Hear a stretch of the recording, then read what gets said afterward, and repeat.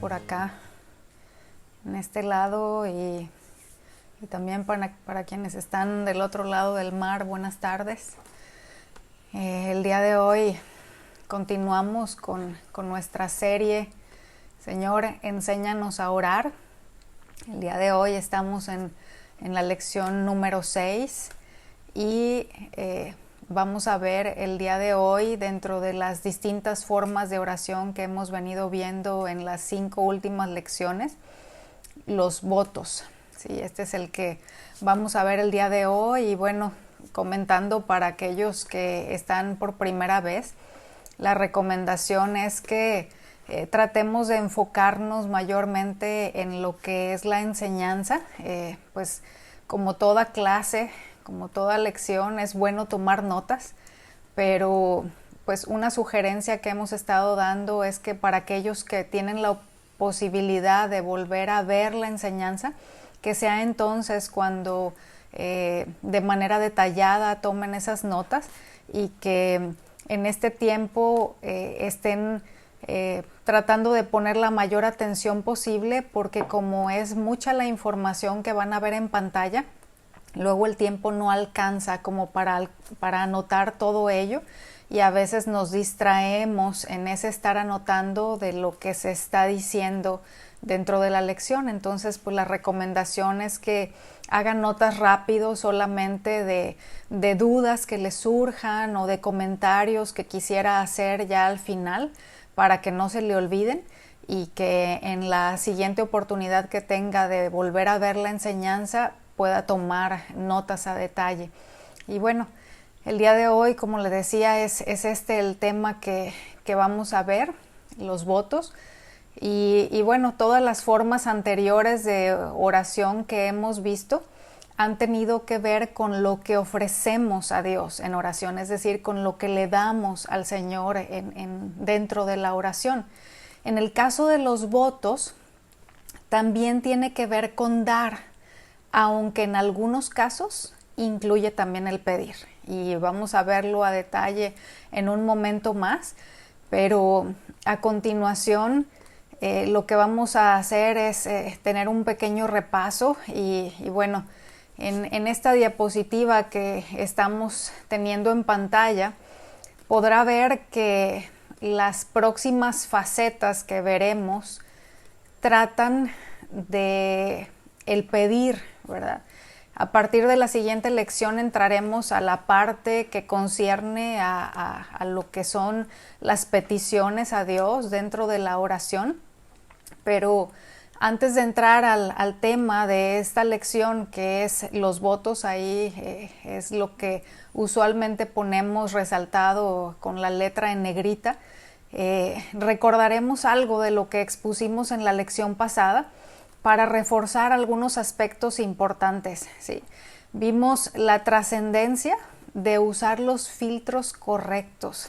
¿Sí? Aquellos que estuvieron recordarán que Filipenses capítulo 4 versículo 8 nos habla acerca de esto, ¿verdad? Nos da una larga lista de cosas en las que la palabra nos dice que debemos meditar, y que cualquier pensamiento en el que estemos meditando, en el que estemos reflexionando, que no pase por ese filtro, son cosas que debemos desechar, no debemos darle cabida en nuestro pensamiento.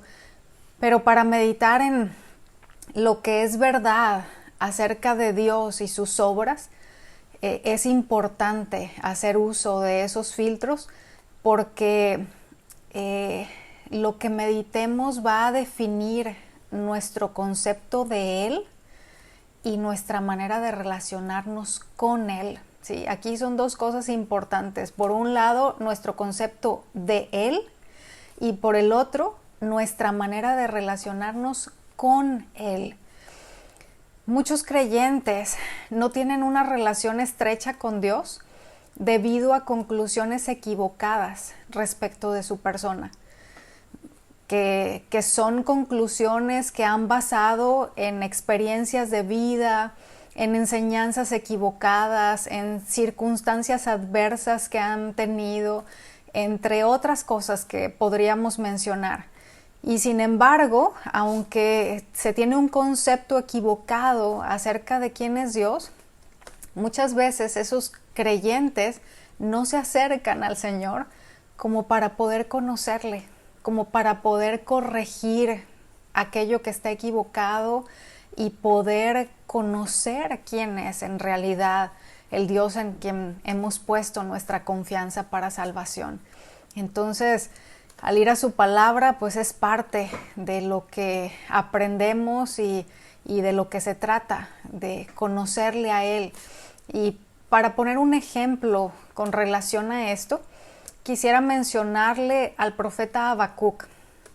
Sí, el profeta Habacuc vivió en Judá, que pues es lo que era el reino del sur, durante el reinado de Joacim.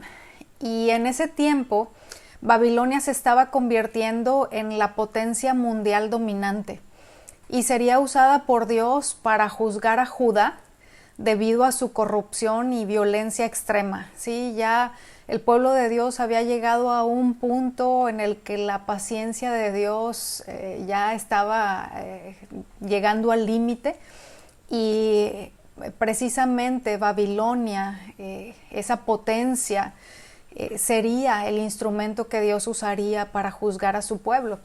Y al profeta le tocó vivir dentro de ese tiempo y observaba muchas cosas que estaban sucediendo a su alrededor al vivir en este lugar, y tenía muchas preguntas, ¿sí? Había muchas preguntas que él se hacía, y en el capítulo 1 de este libro de Habacuc nos menciona muchas de esas preguntas con las que él vino a hacerle a Dios. Entonces, pues en el caso de este profeta nos enseña cosas, su ejemplo, y vamos a leer algunas de esas preguntas en los versículos 2 y la primera parte del versículo 3 del capítulo 1. Habacuc le hace estas preguntas al Señor. Dice: ¿hasta cuándo debo pedir ayuda, oh Señor? Pero tú no escuchas. Hay violencia por todas partes. Clamo, pero tú no vienes a salvar. ¿Tendré siempre que ver estas maldades? ¿Por qué debo mirar tanta miseria? Si observamos, pues hay una intensidad, ¿verdad? Hay una intensidad en su manera de acercarse a Dios, de preguntarle. No tengo tiempo para explicar todas las cosas que estaban sucediendo. Sería muy bueno que fuera usted a leer este capítulo, o incluso, ¿verdad? Es un libro muy cortito, son solamente 3 capítulos, para que pueda entender todo el contexto de lo que estaba sucediendo y por qué el profeta se sentía de esta manera. El punto es que Habacuc oraba e intercedía y parecía en vano. Aparentemente nada sucedía, pero él no permitió que su perspectiva humana limitada de las cosas lo definiera. En lugar de resolver dejar de orar, que es lo que quizás muchos de nosotros habríamos hecho, fue a Dios por respuestas. Y vamos a ver ahora qué fue lo que hizo después de preguntar al Señor. En el capítulo 2, los versículos 1 y la primera parte del versículo 2 dice: y subiré a mi torre de vigilancia y montaré guardia. ¿Sí? Ahí le subrayo esas palabras. Montaré guardia. Allí esperaré hasta ver qué dice el Señor y cómo responderá a mi queja. Y el versículo 2 dice: entonces el Señor me dijo. No sabemos cuánto tiempo pasó entre el momento en el que Habacuc terminó de hacer sus preguntas a Dios y de presentar delante de él esta queja, como él le llama, ¿verdad?, por la circunstancia tan difícil que se estaba viviendo, y el momento en el que recibió la respuesta, ¿sí? Él terminó de hacer sus preguntas y tomó la determinación de esperar por las respuestas de Dios. Y en ese proceso, no sabemos el tiempo que haya transcurrido, pero seguramente fue paciente en ello, tenía la determinación de esperar el tiempo necesario para recibir las respuestas de Dios a sus preguntas. Entonces, aprendemos de esa actitud y de esa manera de conducirse de Él. Y bueno, la respuesta del Señor llegó, ayudándole no solo a tener la perspectiva correcta de las circunstancias, sino un conocimiento de Dios que lo llevó a decir el poema y canto de oración y alabanza contenido en el capítulo 3, que finaliza con las siguientes palabras. ¿Sí? Habacuc capítulo 3, los versículos del 17 al 19, dice: aunque la higuera no eche brotes, ni haya fruto en las viñas, aunque falte el producto del olivo, y los campos no produzcan alimento, aunque falten las ovejas del redil, y no haya vacas en los establos, con todo yo me alegraré en el Señor. Me regocijaré en el Dios de mi salvación. El Señor Dios es mi fortaleza. Él ha hecho mis pies como los de las ciervas, y por las alturas me hace caminar. Aunque subrayé las 3 ocasiones en las que aparece esta palabra. Y mire, cuando el profeta está mencionando cada una de esas cosas, si nos detenemos a meditar en cada una de ellas, está hablando de desolación y ruina, ¿sí? Que es lo que quedaría de Judá después de que el juicio de Dios viniera, y que es algo de lo que Dios le había hablado en el capítulo 2 en respuesta a sus preguntas al profeta Habacuc. Y después de esas respuestas, él compuso este poema o canto, que es una oración a la que se le puso música. Entonces el profeta está diciendo: aunque desolación y ruina sea todo lo que quede, aún así me alegraré en el Dios de mi salvación, porque a Él nadie me lo puede quitar. ¿Sí? Quizás no va a haber fruto, no va a haber aceite, no va a haber ovejas, no va a haber vacas, pero a Dios nadie me lo puede quitar. Y podía decirlo de esta manera debido a que verdaderamente conocía a Dios. A este punto, las circunstancias no definían su servicio al Señor, ni su vida de oración, ni su manera de relacionarse con Él, sino la verdad de quién es Dios revelada en su palabra, lo cual seguramente formaba parte de su meditación, y que esa manera de no solo recordar lo que vimos en la lección anterior, sino de reforzar ese tema, ¿sí? De la meditación en la oración. También comentamos que el tema de la meditación bíblica en general es muy amplio, hermanos.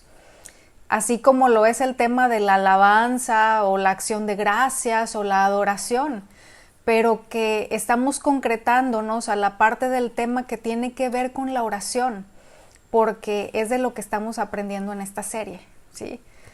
Entonces, es importante tenerlo presente para que no nos confundamos, ¿sí? Que cuando usted ubique alguno de los temas de los que se enseñe, que recuerde que no se está hablando de ese tema en toda la amplitud que tiene, sino que estamos yéndonos específicamente a lo que concierne a la oración.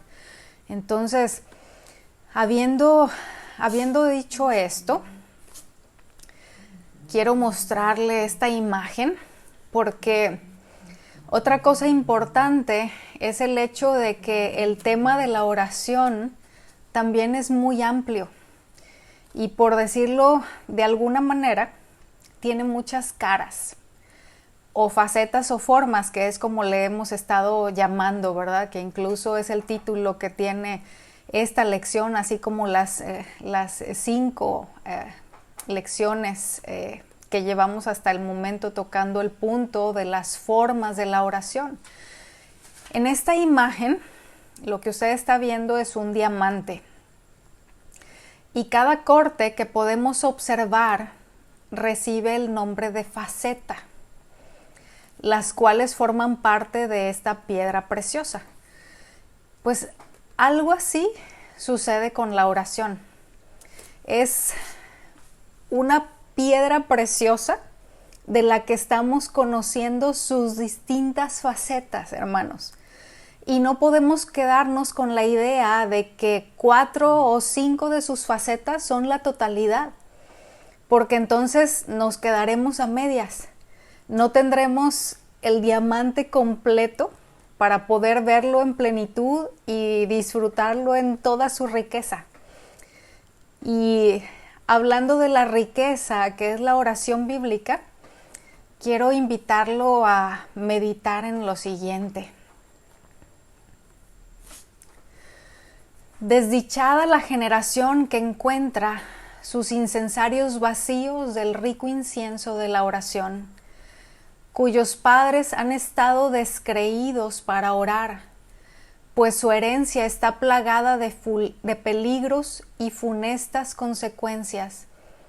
Dichosos aquellos cuyos padres y madres les han legado una herencia y patrimonio de oración.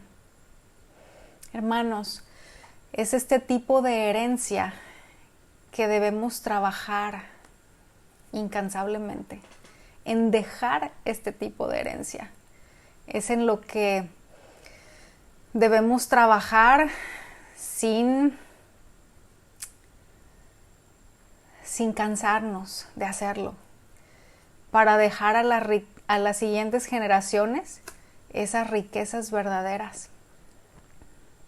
Cuán necesario, hermanos, que esto suceda.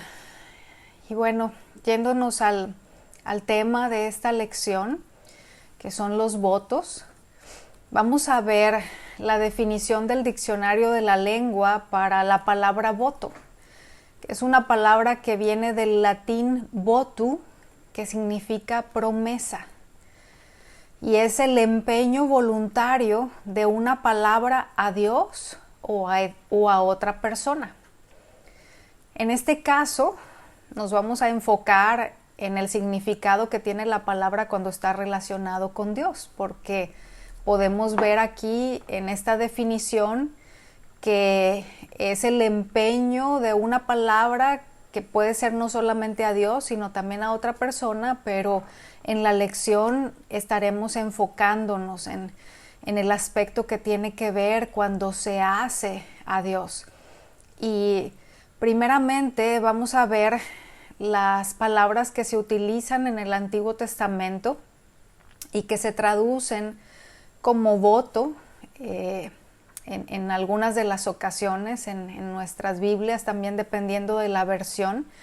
El primero es un sustantivo, ¿sí?, que es en el hebreo neder, y el significado es voto u ofrendas votivas. Sí, es decir, un sustantivo que vendría a ser la promesa hecha a Dios y el objeto o persona que se ofrenda. Le voy a poner un ejemplo de esto para que nos quede un poquito más claro. Si una persona decía en aquel entonces, Señor o Dios, prometo ofrendarte el mejor becerro de mi ganado. El voto o promesa realizada y ese becerro son llamados neder, ¿sí? Son ese sustantivo.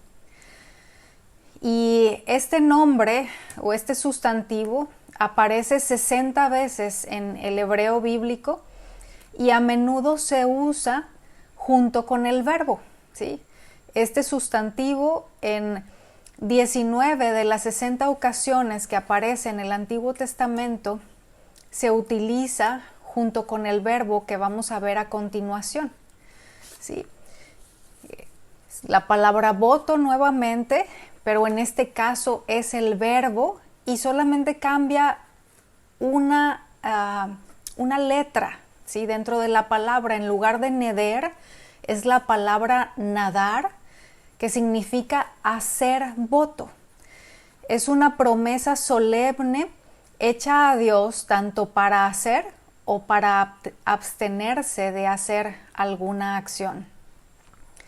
En este caso es, como le decía, un verbo y es un acto de adoración hecho a Dios como voto, y es una promesa que puede ser condicional o incondicional, ¿sí? En el caso de la promesa condicional, tiene que ver con dar algo a Dios si primero el Señor concede un favor, pero también puede ser de forma incondicional. Entonces, voy a leer la cita que tenemos aquí, que es Deuteronomio capítulo 12, la segunda parte del versículo 17, en donde aparecen tanto el sustantivo como el verbo. Y dice lo siguiente: ni ninguna de las ofrendas votivas, ¿sí? Aquí es el sustantivo neder, que prometas, aquí es la acción, el acto de hacer esa promesa, y es el verbo nadar. Entonces podemos observar que esta es una de las citas en las cuales aparecen tanto el sustantivo como el verbo dentro del mismo versículo. Y algo importante a notar es el hecho de que en el hebreo nadar parece significar separar del uso profano o consagrar a Dios, ¿sí? Cuando se hace ese voto, cuando se hace esa promesa, aquello que se ofrece es separado del uso común para consagrarlo a Dios. Esto es algo que va implícito en ese voto que se realiza, en esa promesa que se hace al Señor. Y bueno, a continuación vamos a ver el voto cuando se lleva a cabo de forma incondicional. Esto es una promesa mediante la cual una persona se compromete sin esperar recompensa. ¿Sí? Es algo que se ofrece al Señor con el solo deseo de honrarle, de dar algo a Dios. Y por eso le decía al inicio de la lección que el día de hoy el tema que estamos viendo con relación a la oración, o esta que es una de las formas o facetas de la oración, que es el voto, tiene que ver con dar a Dios, pero también tiene que ver con pedir, porque puede ser un voto incondicional en el cual solamente se desea ofrecer algo al Señor con el deseo de honrarlo, pero también está la parte del voto condicional, que es del que vamos a hablar a continuación. Y primeramente quiero leerle esta cita, que es Salmo 132, versículos 1 y 2. Acuérdate, Señor, de David, de toda su aflicción, de cómo juró al Señor y prometió al poderoso de Jacob. En esta ocasión, el verbo nadar se traduce como prometió, ¿sí? Al menos en esta versión, que es la Nueva Biblia de las Américas. Y si usted lee los siguientes versículos dentro de este salmo, se va a dar cuenta que hablan del deseo de David, del rey David, por construir un templo para el Señor. Y cómo no hubo ninguna condición que el rey David tuviera en esa promesa o voto realizado a Dios.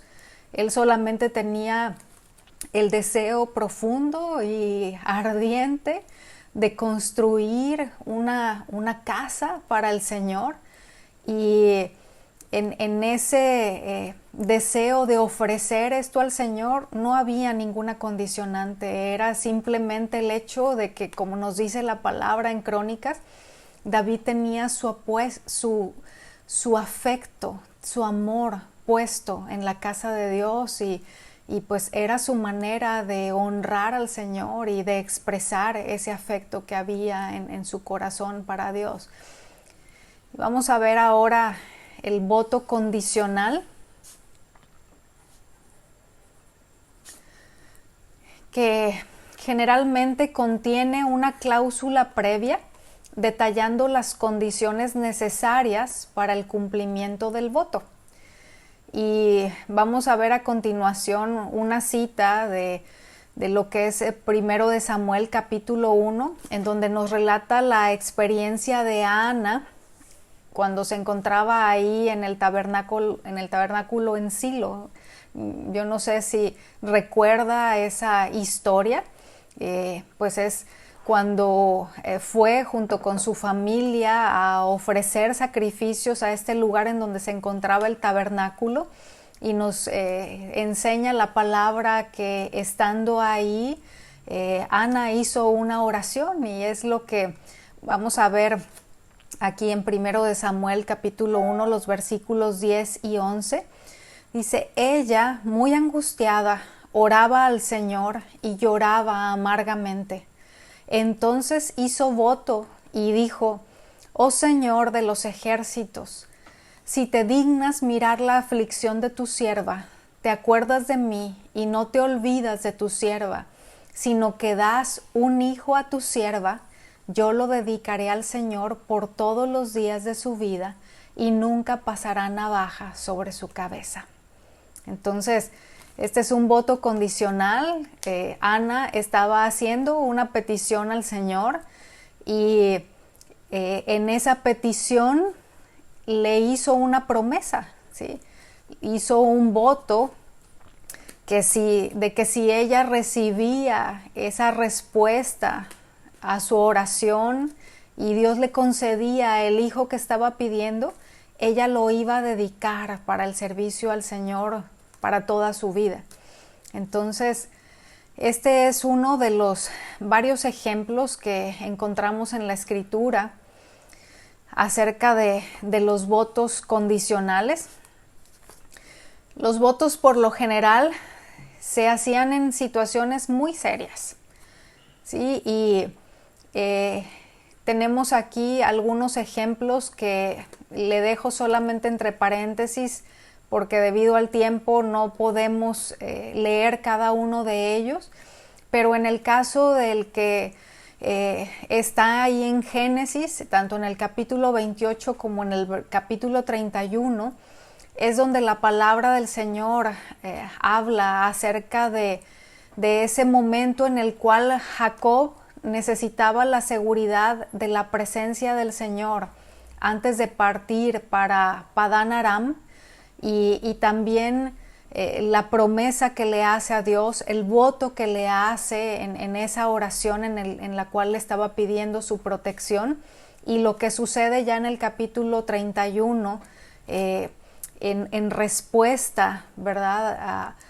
por parte de Jacob a la provisión de Dios que tuvo para con él. En el caso de Jueces nos habla de el voto que hizo Jefté, pidiendo a Dios su protección, su ayuda antes de salir a la batalla. Y bueno, fue un voto precipitado el que realizó, pues con toda seguridad no es algo que Dios le hubiese pedido ni con lo que hubiese estado el Señor de acuerdo, pero bueno, es algo que la Escritura registra con relación a otro voto condicional. Y bueno, el que ya vimos en el caso de Ana, ¿verdad? Y otros ejemplos de este tipo los encontramos también en Números, en el capítulo 21, y en segundo de Samuel, capítulo 15, para que usted lo lea posteriormente ya con calma.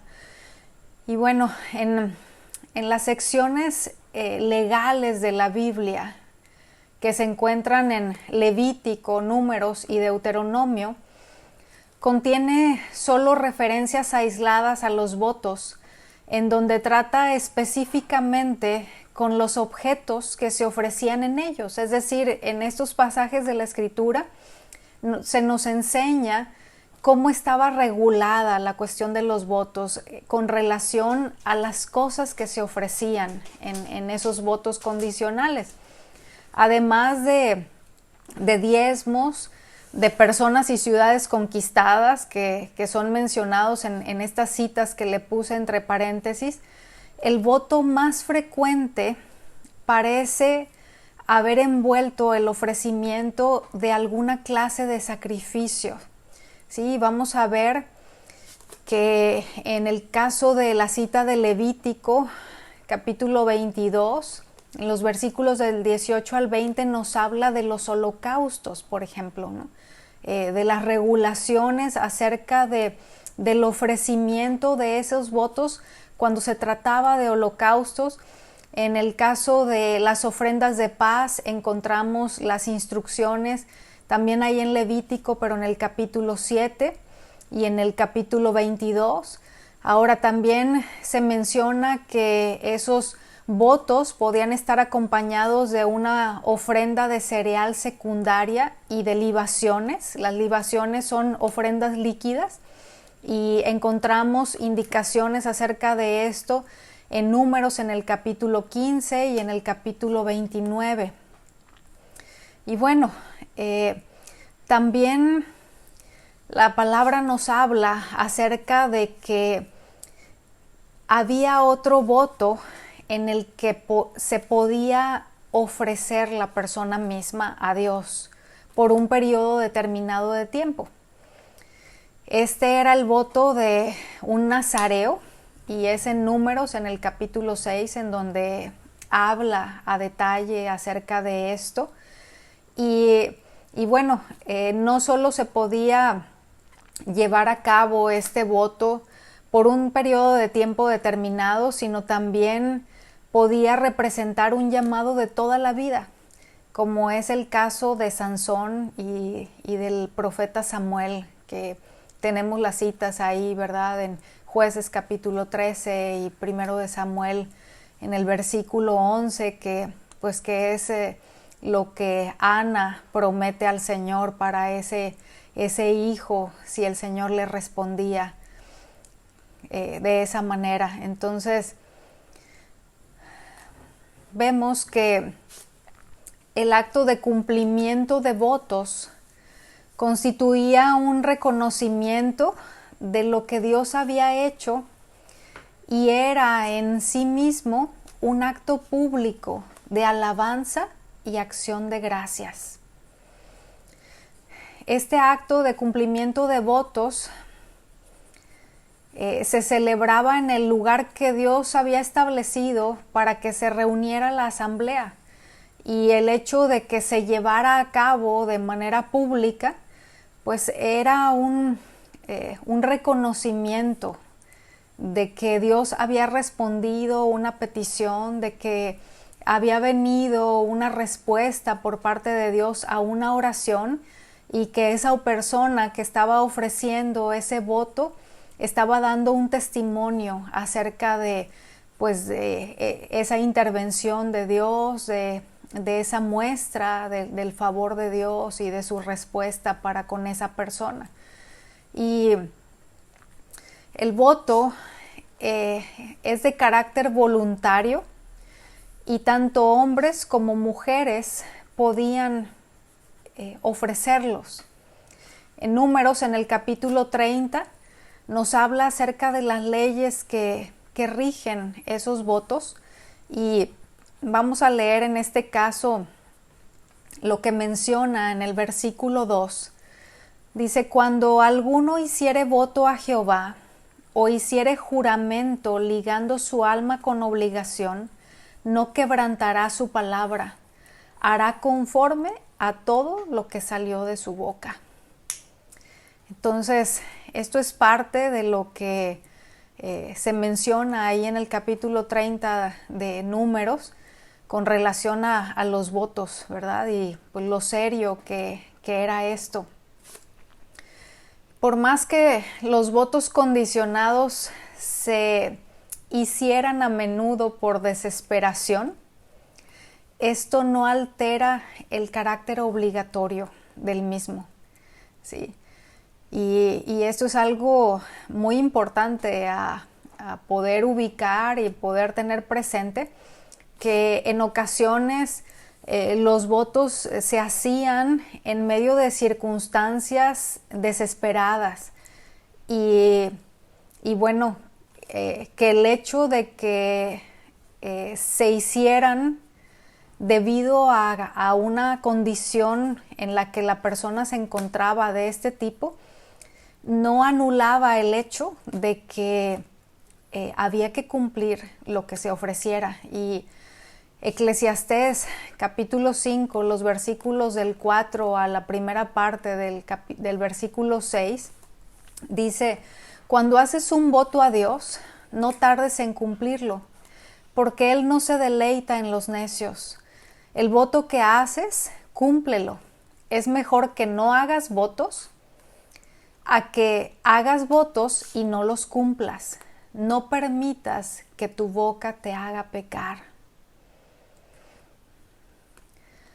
Sí, nadar aparece 31 veces en el Antiguo Testamento, distribuido en todos los libros, aunque relativamente poco en los libros proféticos. Y más allá del Antiguo Testamento, el verbo se encuentra en los rollos del Mar Muerto, en el hebreo rabínico, en el medieval y aún en el hebreo moderno. Con todo, su uso declinó después del cautiverio de Israel. Entonces, vamos a ver a continuación qué nos enseña la palabra ya en el Nuevo Testamento acerca de los votos. En el griego es la palabra euge y significa voto o juramento, pero también se traduce en muchas ocasiones y significa también esta palabra cosas como súplica, oración o deseo. Y bueno, esta práctica de hacer votos decayó en los tiempos de Jesús. En el Nuevo Testamento se menciona solo 2 veces esta palabra euge en el sentido de voto. Y en ambos momentos se involucra a Pablo, ¿sí? En ambas ocasiones aparece en el libro de los Hechos. Vamos a leer, la primera de ellas es en el capítulo 18, versículo 18. Pablo, después de quedarse muchos días más, se despidió de los hermanos y se embarcó hacia Siria. Y con él iban Priscila y Aquila. Y en Cencrea se hizo cortar el cabello porque tenía hecho un voto. La otra ocasión en la que aparece esta palabra con esa traducción como voto es en el capítulo 21, los versículos del 23 al 26, que pues no vamos a leer por causa del tiempo, ya lo dejamos para que usted lo lea en la oportunidad que tenga. Y mire, el raparse la cabeza indica que se trataba de un voto de nazareato temporal, en donde el cabello era ofrecido a Dios y era una forma en la que representaba a la persona misma, ¿sí? En ese raparse la cabeza, el cabello era quemado, era ofrecido de una manera en la que estaba representando la vida de la persona misma ofrecida al Señor. Y bueno, le decía que la práctica de hacer votos es algo que vemos ya de manera muy mínima en el Nuevo Testamento. No nos da ninguna instrucción acerca de ello. pues en ninguno de los evangelios, ni siquiera se menciona. No hay instrucciones por parte de los apóstoles en las cartas, ¿verdad? Y la práctica de ello, pues vemos que no era pues llevada a cabo de la misma manera que la encontramos en el Antiguo Testamento, y esto podría llevarnos a la pregunta de si es algo legítimo el voto, la práctica de hacer votos.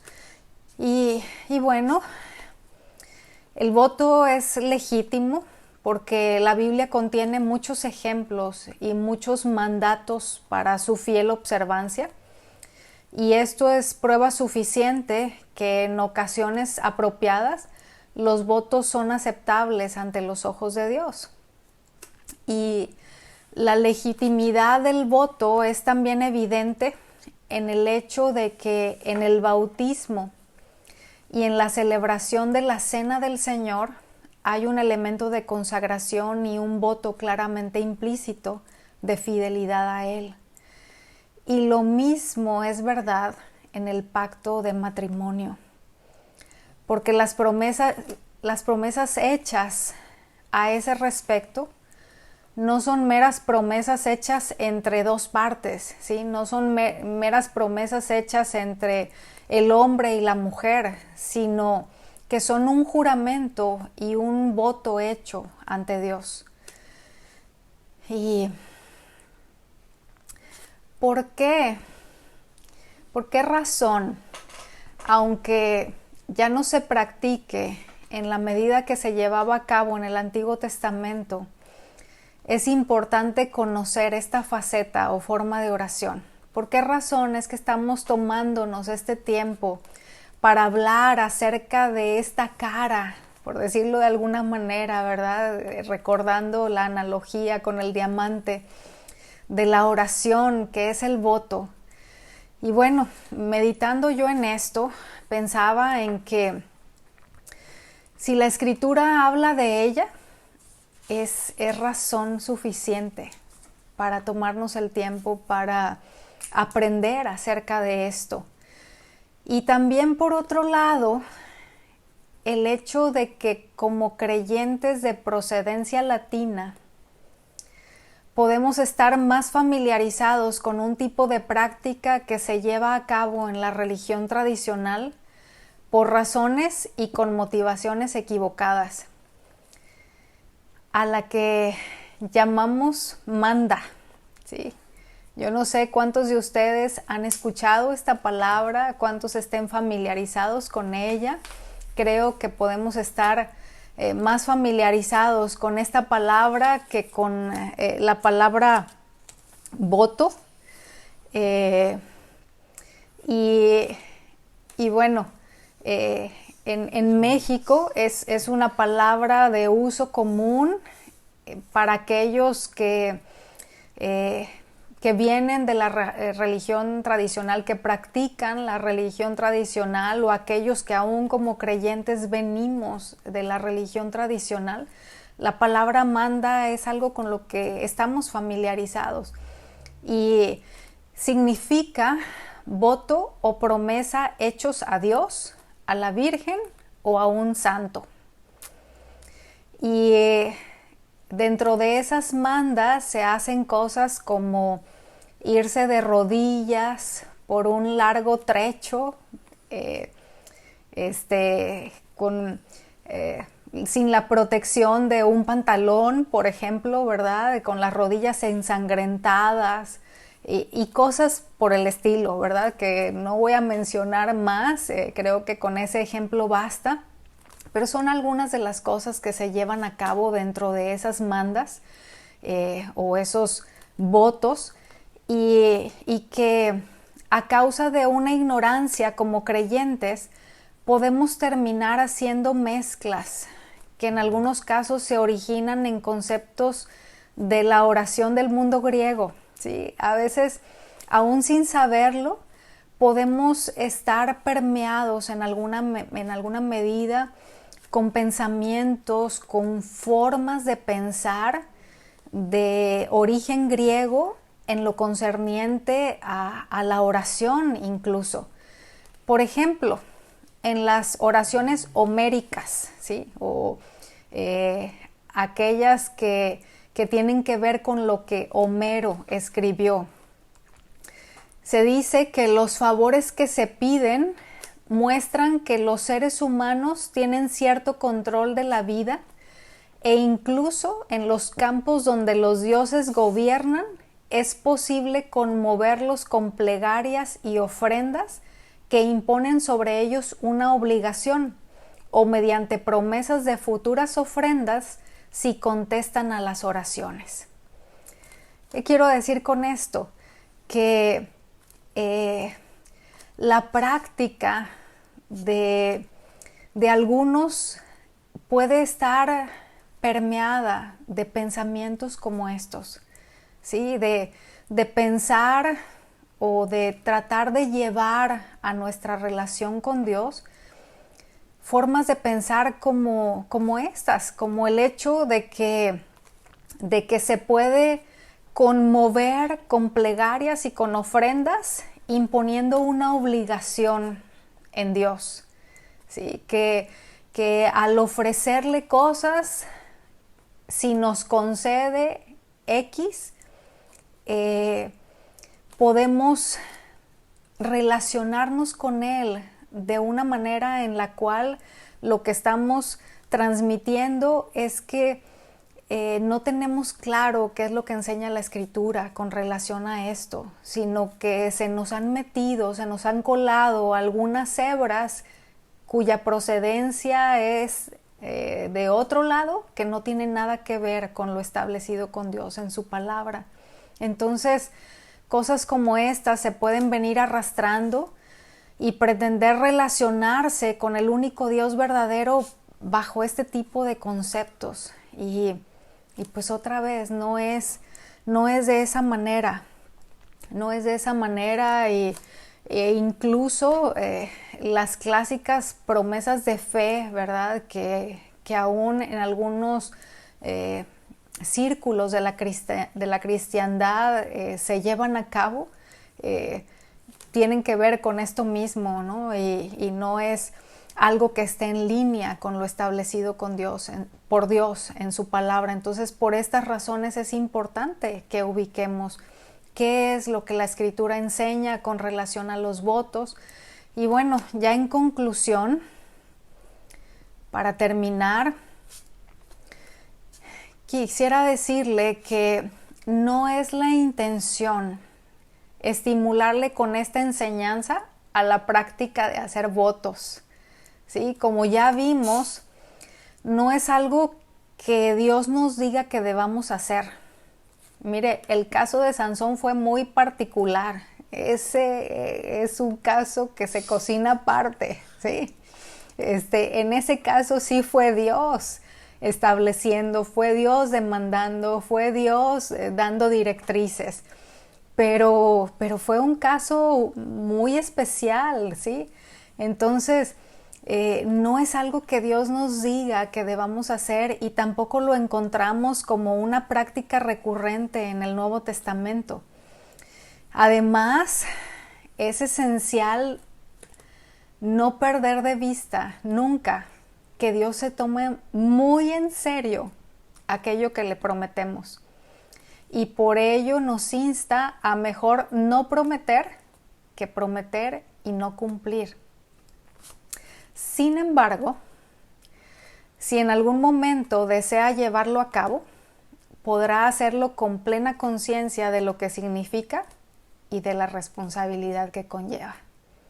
Entonces, pues con esto concluimos y vamos a orar ya para terminar dándole gracias a Dios y pidiéndole su ayuda. Señor, te agradecemos una vez más por tu instrucción. Gracias porque hasta aquí nos has llevado por este maravilloso aprendizaje de lo que podemos darte en oración, Señor. Y te rogamos que nos ayudes a seguir creciendo en la implementación de todo ello para la gloria tuya, Señor. En Cristo Jesús. Amén.